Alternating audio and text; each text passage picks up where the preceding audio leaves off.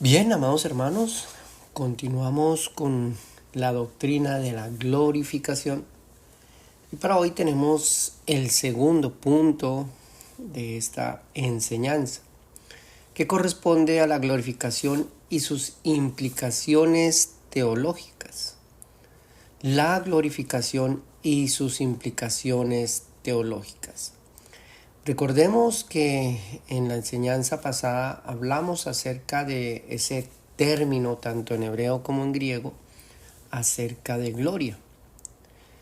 En hebreo es honrar, admirar, resplandor, manifestación de la grandeza de su ser, sus atributos, sus riquezas, su perfección y dominio. Al igual que en el griego, reconocimiento, criterio positivo a la grandeza de su ser, reconocimiento por la majestad en poder, riqueza, existencia y perfección. Cuando hablamos de darle la gloria a Dios, estamos reconociendo, amados hermanos, que Dios es no solamente poderoso, sino que Dios es dueño, que es perfecto, que es el absoluto creador de todas las cosas y merece, por consiguiente, que nosotros le demos ese debido respeto, esa debida exaltación. Así que vamos a mirar las implicaciones teológicas con relación a la doctrina de la glorificación.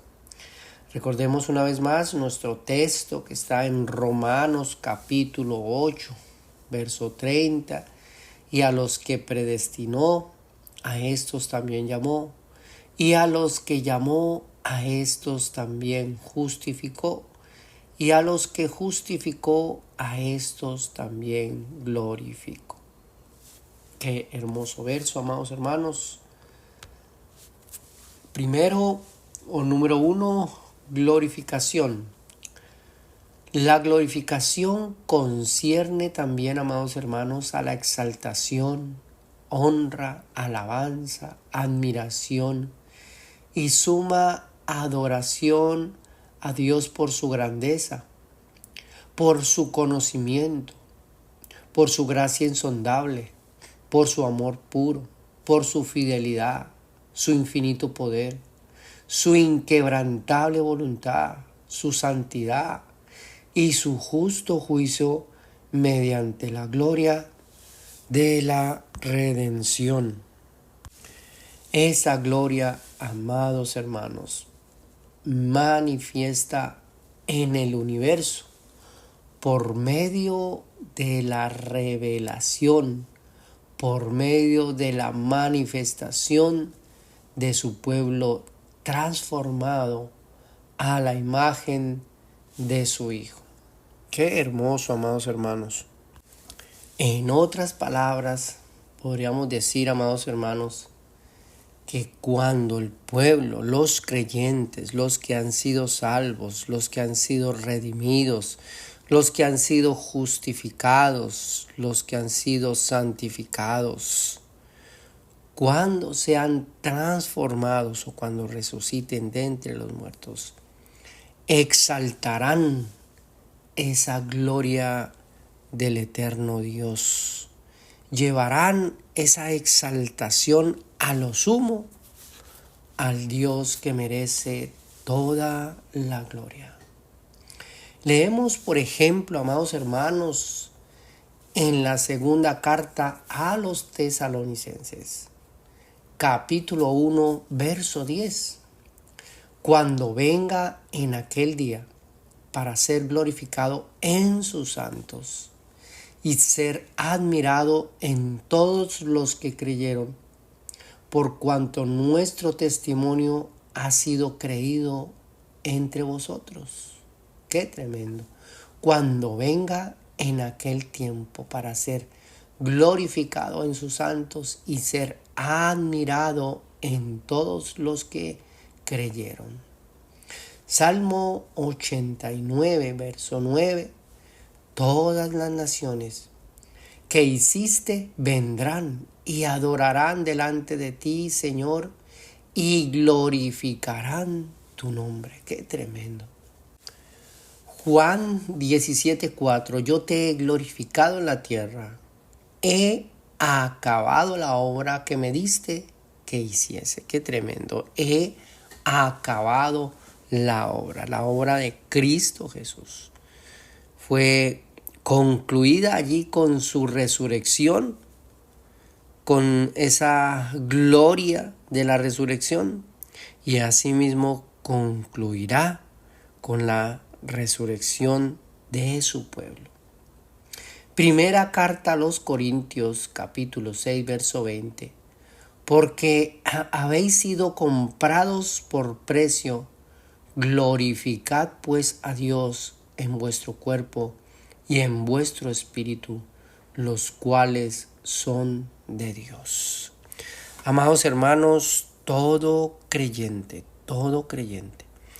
toda persona que ha sido bendecida con la gracia de salvación, que se le ha otorgado ese privilegio de ser parte de la familia de Dios, que se le ha otorgado ese privilegio de ser incorporado en el cuerpo de Cristo, que es la iglesia.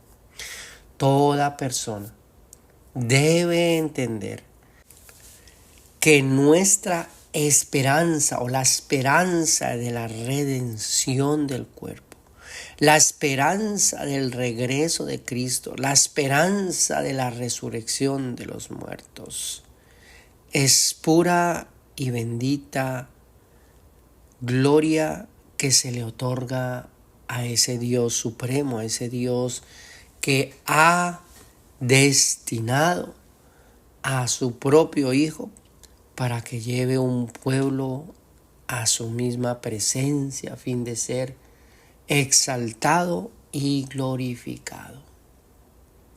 Porque habéis sido, amados hermanos, hemos sido comprados por precio, por lo tanto debemos glorificar a Dios en nuestro cuerpo y en nuestro espíritu, los cuales son de Dios. Punto número 2, amados hermanos, punto número 2, concierne a la resurrección de los muertos, específicamente a la resurrección para vida eterna. Este es un acontecimiento sin precedente y es para los creyentes que hayan muerto en Cristo Jesús. La gloria de experimentar la realidad de ser levantados de entre los muertos con cuerpos glorificados. Es decir, amados hermanos, con cuerpos que manifiestan la gloria de la imagen y semejanza de Cristo.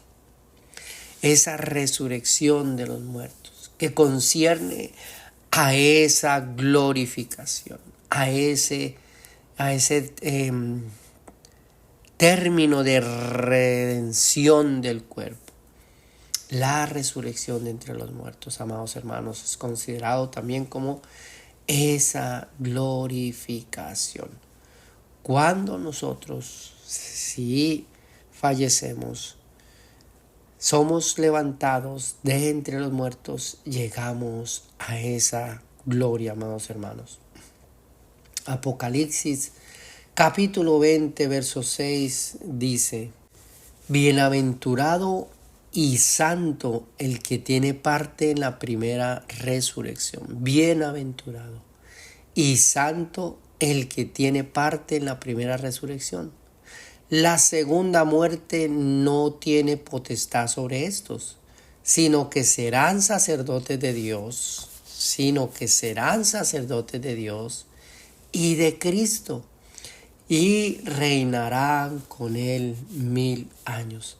Amados hermanos, para los creyentes, para los verdaderos creyentes, es un privilegio ser parte de ese acontecimiento. aquellos que han muerto en Cristo Jesús, aquellos que su esperanza fue puesta en Cristo Jesús, aquellas personas que han fallecido. Y nosotros, si Cristo no ha regresado y nosotros fallecemos, esa esperanza de la resurrección de entre los muertos se hará evidente, se hará realidad. Y lo mejor de todo, amados hermanos, es que dice que la segunda muerte, esa segunda muerte es cuando los que vivieron por obras, los que rechazaron la gloria del Evangelio, los que se burlaron, los que fueron detrás de las fábulas, detrás de las religiones, detrás de los superhombres espirituales, aquellos que se complacían o se complacieron en el pecado, en la maldad, en la injusticia, pues sencillamente dice que despertarán, resucitarán. No para ser glorificados, sino sencillamente para venir ante el gran trono blanco, el juicio del gran trono blanco. Y allí serán juzgados por sus obras. Y recordemos que ningún ser humano podrá justificarse por sus obras. Qué tremendo, amados hermanos. Entonces, punto número 2, concierne a esa resurrección de entre los muertos.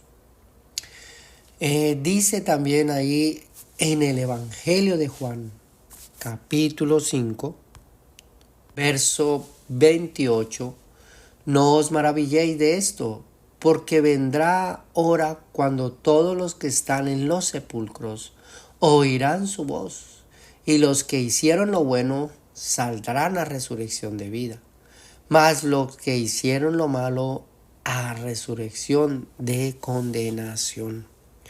Para esas personitas que no creen en la resurrección de los muertos, para esas personitas que son escépticos de la vida espiritual, que se consideran personas ateas, personas que no creen en Dios, pues déjeme decirle que sí hay una resurrección, con una diferencia grandísima, y es que unos van a resucitar para entrar a la vida eterna y otros resucitarán para que se formalice esa condenación.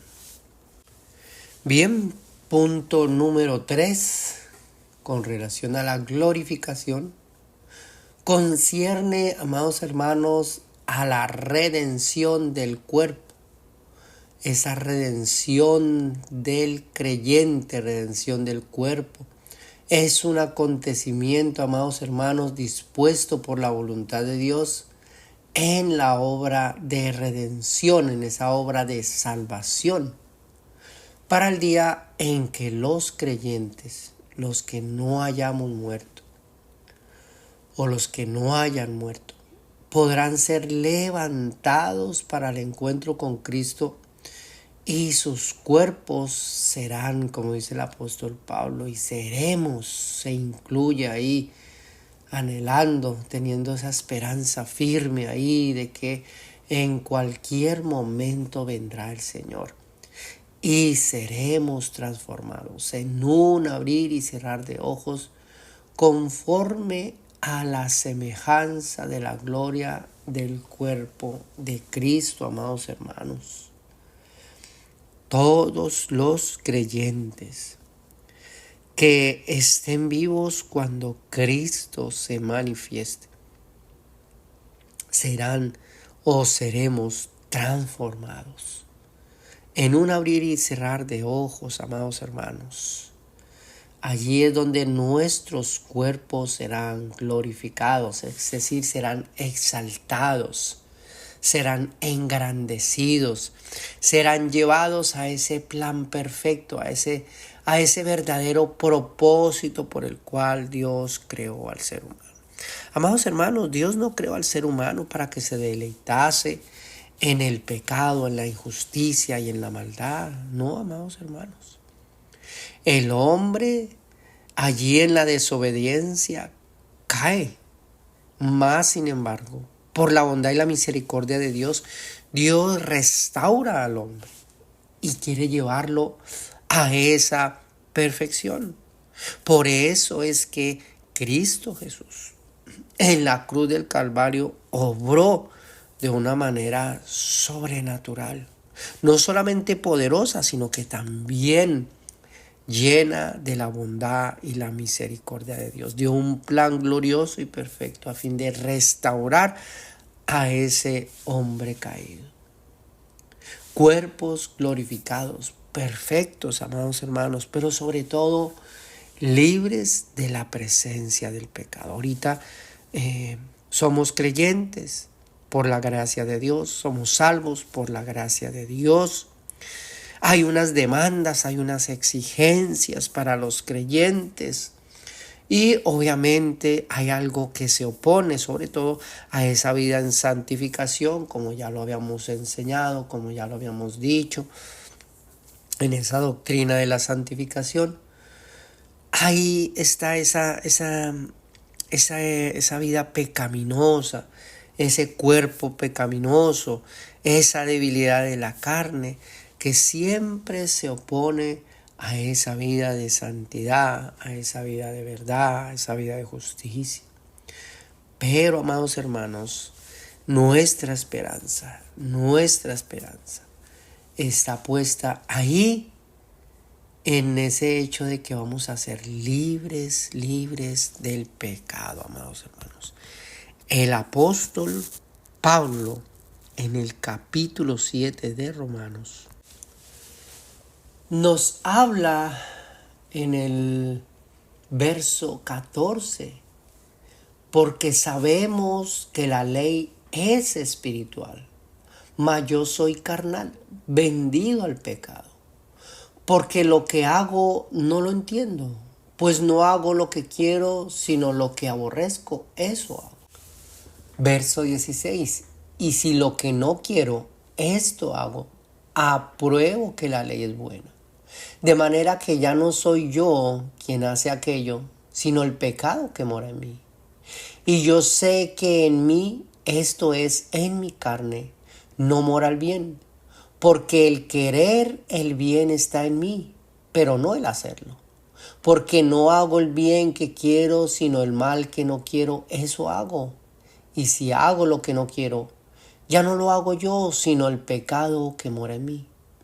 Así que queriendo yo hacer el bien, hallo esta ley que está el mal en mí. Porque según el hombre interior, me deleito en la ley de Dios. Pero veo otra ley en mis miembros que se rebela contra la ley de mi mente y me lleva cautivo a la ley del pecado que está en mis miembros. Dice el apóstol Pablo con exclamación, miserable de mí, y pregunta, ¿quién me librará de este cuerpo de muerte?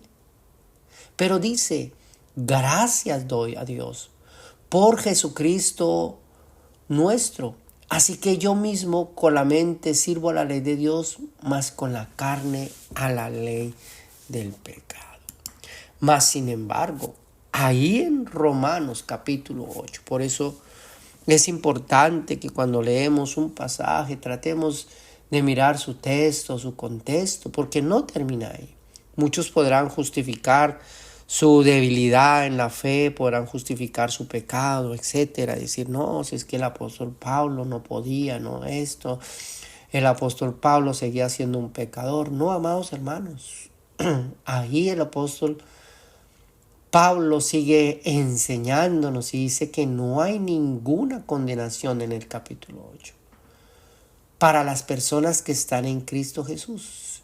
Y añade, no para las que están conforme a la carne, los que viven conforme a la carne, sino los que caminan conforme al Espíritu Santo. Y ahí más adelante es donde el apóstol Pablo habla acerca de esa resurrección de entre los muertos, habla de la redención del cuerpo. Verso 18. Pues tengo por cierto que las aflicciones del tiempo presente no son comparables con la gloria venidera que en nosotros ha de manifestarse. Porque el anhelo ardiente de la creación es aguardar la manifestación de los hijos de Dios. Porque la creación fue sujetada a vanidad, no por su propia voluntad, sino por causa del que la sujetó en esperanza. Porque también la creación misma será libertada de la esclavitud de la corrupción a la libertad gloriosa de los hijos de Dios. Porque sabemos que toda la creación gime y aún está con dolores de parto hasta ahora. Y no solo ella, dice el apóstol Pablo, sino que también nosotros mismos, los creyentes, los que verdaderamente anhelan la venida de Cristo, tenemos las primicias del Espíritu. Los que tenemos las primicias del Espíritu, nosotros también gemimos dentro de nosotros mismos, esperando la adopción, la redención de nuestro cuerpo. Qué tremendo, amados hermanos. Sencillamente porque seremos libres de la presencia del pecado. Libres de la presencia del pecado. Entonces, número 1, concierne a esa exaltación que se le dará al Dios eterno cuando su pueblo sea glorificado. Número 2, concierne a la resurrección de los muertos. Número 3, concierne a la transformación del cuerpo cuando Cristo venga. Leemos ahí en 1 Corintios capítulo 15, verso 49, 51 y 53, dice: así como hemos traído la imagen del terrenal, traeremos también la imagen del celestial. He aquí os digo un misterio, dice el apóstol Pablo. No todos dormiremos, pero todos seremos transformados, porque es necesario que esto corruptible se vista de incorrupción y esto mortal se vista de inmortalidad. Qué tremendo, amados hermanos. Bien, punto número 4, glorificación. Concierne también a la esperanza del creyente con relación a la segunda venida de Cristo, en donde la obra de salvación llegará a su cumplimiento prometido y el creyente será glorificado en la aparición del Hijo de Dios. El pecado, como lo dijimos antes, amados hermanos, será quitado por completo de la vida y existencia del creyente y se conocerá realmente la gloria y la majestad de Dios y se conocerá la gloria con la que será revestido el pueblo santo de Dios, el pueblo santo de Cristo, amados hermanos. Qué tremendo, la segunda venida de Cristo. No solamente nos dará esos cuerpos glorificados, sino que será quitada la presencia del pecado en nuestras vidas. Glorificación concierne al regreso de Cristo Jesús. Leemos en la primera carta a los Tesalonicenses, capítulo 4, verso 16 y 17. Porque el Señor mismo, con voz de mando, con voz de arcángel y con trompeta de Dios, descenderá del cielo. Y los muertos en Cristo resucitarán primero. Luego nosotros, los que vivimos, los que hayamos quedado, seremos arrebatados juntamente con ellos en las nubes para recibir al Señor en el aire. Y así estaremos para siempre con el Señor. Qué tremenda promesa, amados hermanos. Primera carta a los Tesalonicenses. Capítulo 3, verso 13 dice: para que sean afirmados vuestros corazones, irreprensibles en santidad delante de Dios nuestro Padre, en la venida de nuestro Señor Jesucristo con todos sus santos. Ahí mismo en la primera carta a los Tesalonicenses 5:23 dice: y el mismo Dios de paz os santifique por completo, y todo vuestro ser, espíritu, alma y cuerpo, sea guardado irreprensible para la venida de nuestro Señor Jesucristo. El mismo Dios de paz os santifique por completo. ¿Quién nos santifica por completo, amados hermanos? Ese Dios de paz. Y añade: fiel es el que os llama y fiel es el que también lo hará. Es una promesa, amados hermanos. La persona que ha sido llamada, como nuestro texto ahí en Romanos capítulo 8. A los que predestinó. Cuando Dios predestina a una persona, Dios llama a esa persona. Y cuando Dios llama a esa persona, Dios la justifica. Y cuando Dios justifica a una persona, también la glorifica. Ese es el plan de redención, plan perfecto de principio a fin, amados hermanos. Por eso dice ahí ese hermoso texto en Tesalonicenses: el mismo Dios de paz os santifique por completo, y todo vuestro ser, espíritu, alma y cuerpo sea guardado irreprensible para la venida de nuestro Señor Jesucristo. Cuando dice que sea guardado irreprensible, es que no haya nada contradictorio.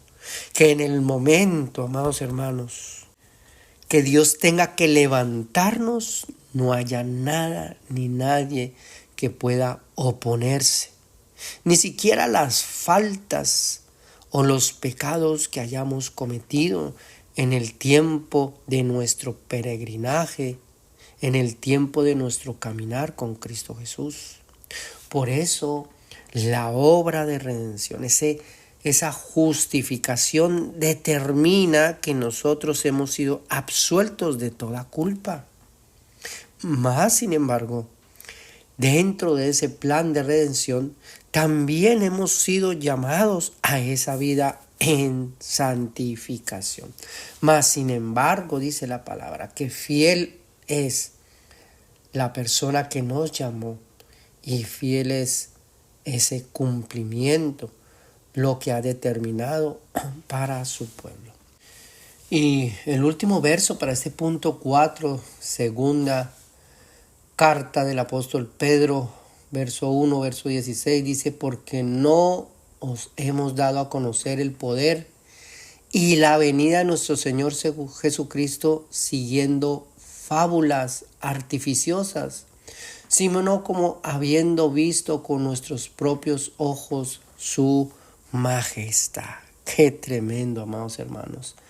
Para muchas personas, la segunda venida de Cristo es una fábula, es un mito, es parte de una religión, es un engaño, etcétera, etcétera. De hecho, han habido muchas personas que se han lucrado de una manera extorsiva, de una manera corrupta, de una manera malvada, pagana. Se han beneficiado de la segunda venida de Cristo, dando predicciones falsas, haciéndole creer que ya Cristo para tal fecha va a venir. Les hacen vender sus propiedades, les quitan su dinero, les quitan su plata, y cuando todo el mundo está esperando, no regresó. Amados hermanos, la Biblia dice que será en un abrir y cerrar de ojos, que será cuando menos lo esperemos. La fecha y la hora no se sabe, amados hermanos. Han habido muchas denominaciones sectarias, por decirlo de esta manera, que se han encargado de estar profetizando la venida de Cristo. Pero, amados hermanos, el día y la hora nadie lo conoce. Si hay alguna persona que le dice para tal fecha, corra, amados hermanos, porque es un falso profeta, es un falso maestro. Por eso dice el apóstol Pedro, porque no os hemos dado a conocer el poder y la venida de nuestro Señor Jesucristo siguiendo fábulas artificiosas, sino como habiendo visto con nuestros propios ojos la majestad, la gloria de ese Cristo Redentor. Bien, para terminar, amados hermanos, punto número 5. Punto número 5 que nos daría pauta para el próximo mensaje, para la próxima enseñanza, comenzar con las recompensas para los creyentes. Sería el punto número 3. Punto número 5, glorificación concierne también a las recompensas de los creyentes o de los vencedores. Se conoce, amados hermanos, bíblicamente como el tribunal de Cristo o el lugar de juicio. Es la convocación al juicio de Cristo para premiar las obras de los creyentes mientras estuvieron en el cuerpo físico. Este juicio, amados hermanos, no es para condenación, sino para evaluar y premiar su trabajo, su servicio, su fidelidad, su esfuerzo, en lo que concierne, amados hermanos, al testimonio de la fe, como ministros, embajadores y representantes del reino de Cristo sobre la tierra.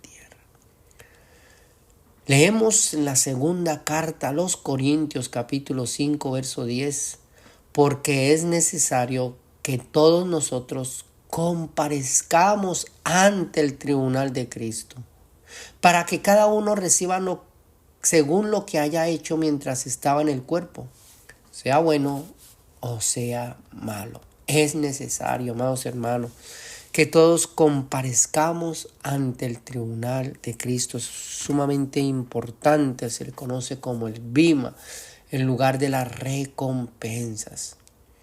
Así que abrimos acá puerta para el punto 3, amados hermanos. Específicamente, recordemos para los que han estado estudiando aquí con nosotros, en esa clase que dimos, esa doctrina que es prácticamente ya la doctrina al final de este estudio, la doctrina de las buenas obras. Y esas buenas obras, amados hermanos, no son para salvación. Recordemos que la salvación es solo por el mérito de Cristo y solo fue necesario un solo sacrificio. Así es, un solo sacrificio, no uno, no dos, no tres, un solo sacrificio para que los redimidos llegasen a estar completos en Cristo Jesús. No podemos, amados hermanos, hacer nada para darle más gloria de la que ya intrínsecamente posee la obra de Cristo en la cruz del Calvario.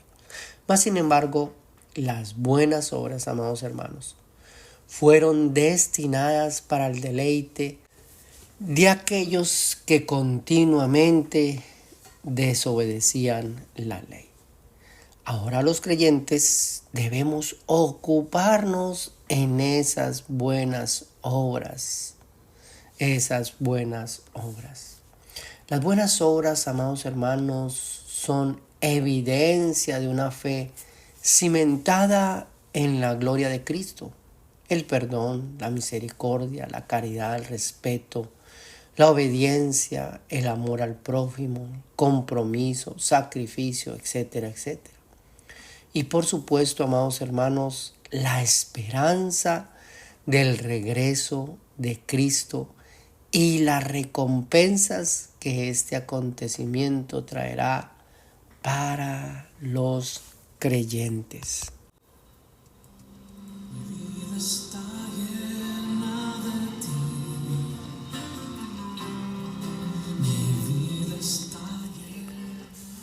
Bien, amados hermanos, dejamos hasta aquí.